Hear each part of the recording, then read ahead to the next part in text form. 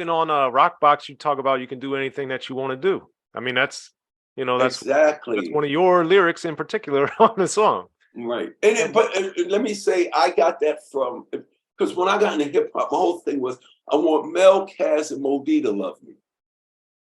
I don't care about something. I want them to say, yo, I love what you're doing, young dude from Queens. You know what I'm saying? Further of all, I had a chip on my shoulder because I'm from Queens. You know what I'm saying? But if you remember, the Treacherous Three made a song called Yes We Can. And they sampled the Pointer Sisters, Yes We Can. And what was Obama's title of his campaign? Yes, we can. So I remember being in Japan when Obama won, and I'm sitting there, we watching the Japanese journalists, hip hop people, everything. So Obama wins, and everybody in the room goes, and I'm sitting there like this. And they turn to me and go, yo, D.O.C, ain't you hurt? And I go, this is funny. I go, yeah, that's cool, but that don't impress me. And when I said that, everybody stopped. And you can't hear a pin drop. And I'm sitting there like, that don't impress. Oh, let me explain myself. I said, it's cool. I never thought I'd see a black man as president, but I didn't have to wait for Obama to come with this inspiration. Yes, we can. Because back in 1984, the Treacherous Three had a song called Yes We Can. I know we can make it. I know that we can. I know darn well. And they went in. Evil destruction, tax deduction, price inflation rocks the nation, and unemployment is on the rise. It's hard to find a compromise, but if it lasts like this for a long enough time, won't lead to nothing but a higher level of crime. So what Obama is saying, Mo D and them already said it to me. So I'm past that. I want to see the change come about. And then Mo D had said a rhyme that blew my mind.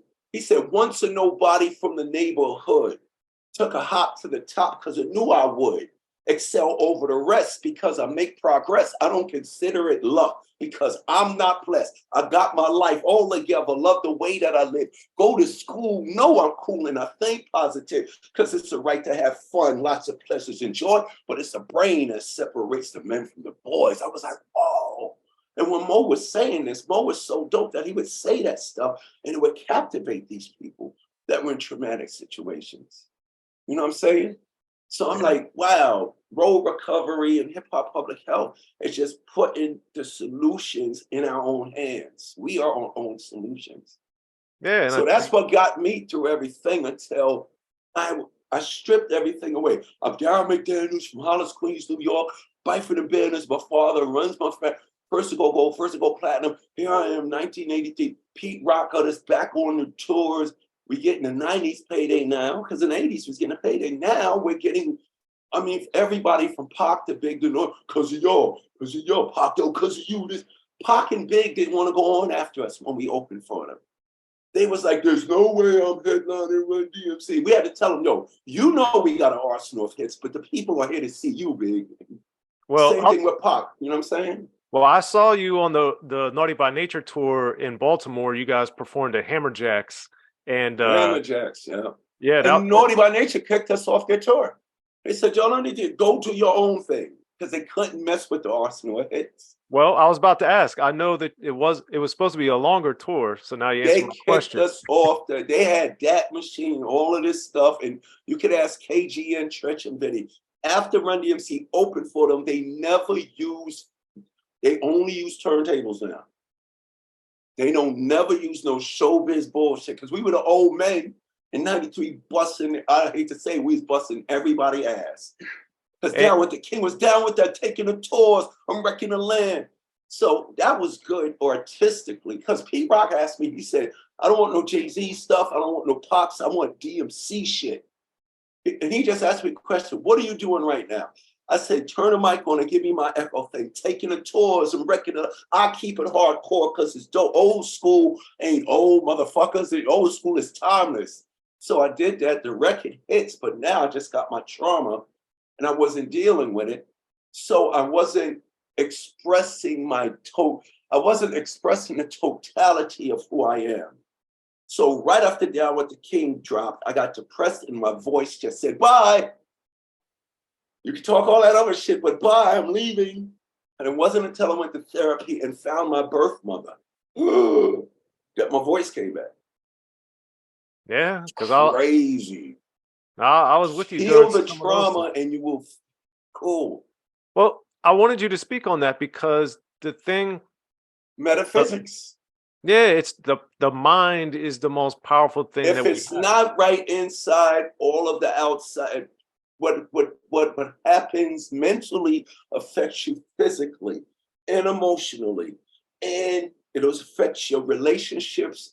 Everything goes wrong if this ain't right. It's crazy. I did. It's some movie science fiction shit, Yeah. but it's So real. so with So, go ahead. I'm sorry. okay, no, you got it. What's your question? No, but with Road Recovery Organization, with um, Mm.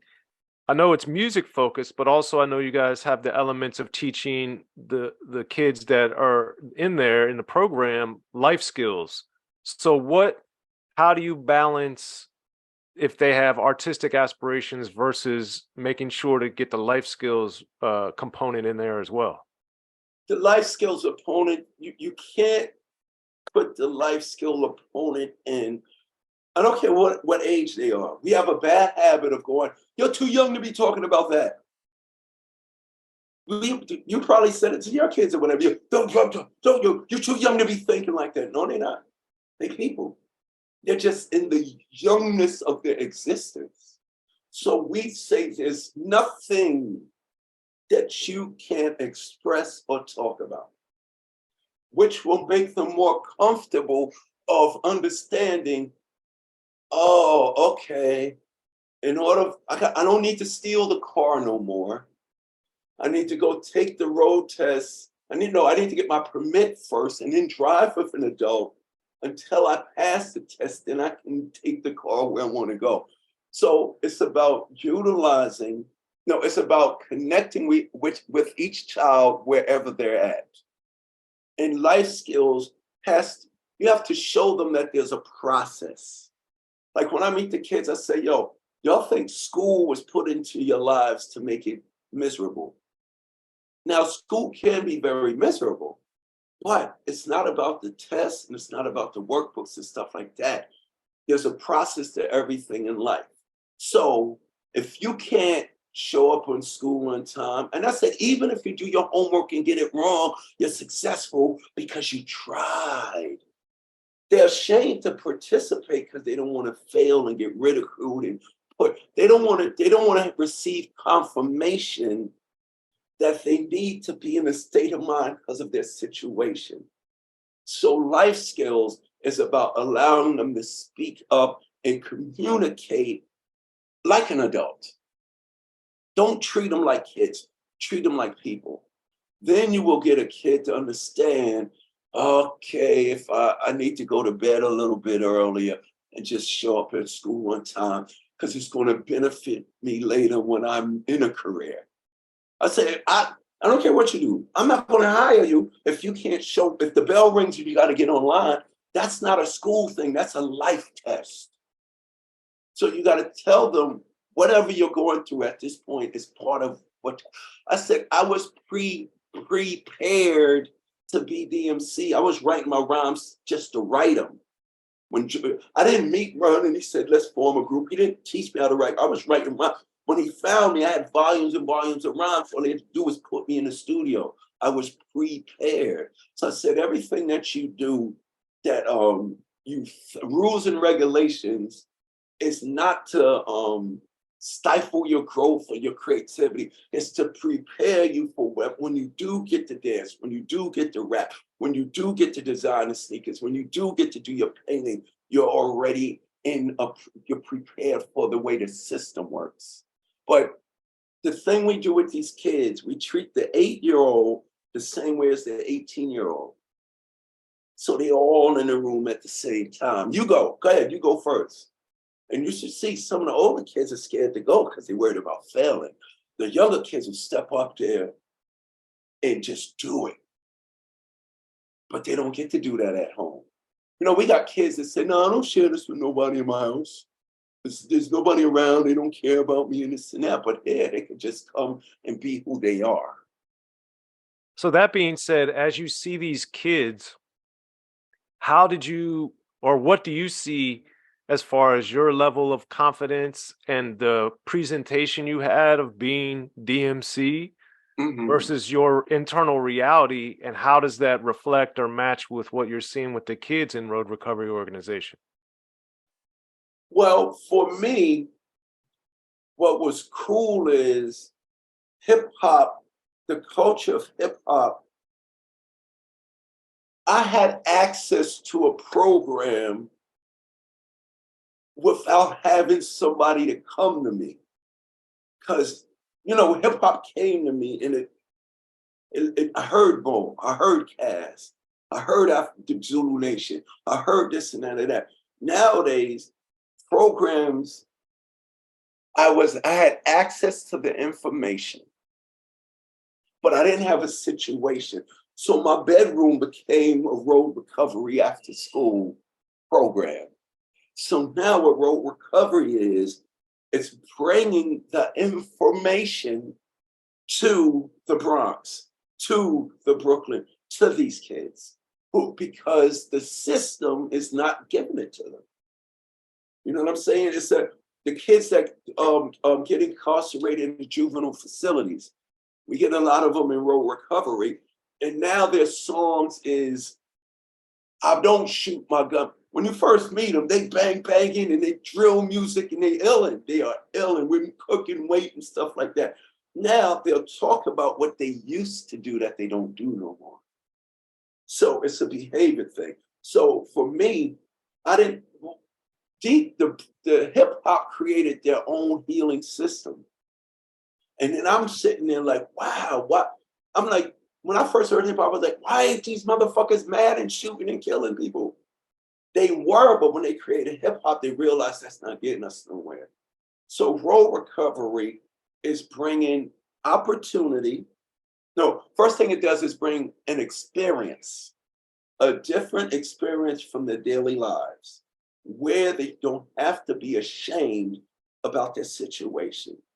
And it's not like sitting them down in a boring program with a psychologist or a social worker they can't relate to. They become their own social workers. Although there's social workers in the room with them, we don't play by the book. We push the book and the Bible to the side. Because instead of hope, we make it happen. Oh, I hope this kid is all right. Fuck hope. Hope means it might not happen. No, what does he need? Get him some drums. Get him a marker. You want to say your spoken word, turn the mic on, make them feel worthy, make them feel that they are somebody, because they are. And their Absolutely. attitude change. It's an attitude change, but attitudes don't change unless experience changes. So they're living in the same neighborhoods where bullets is flying over their heads, but they know they don't have to be part of that no more. And then Yeah. they grow up and come back. Can I be a counselor when I'm 17, 18? That's when you know you made it happen.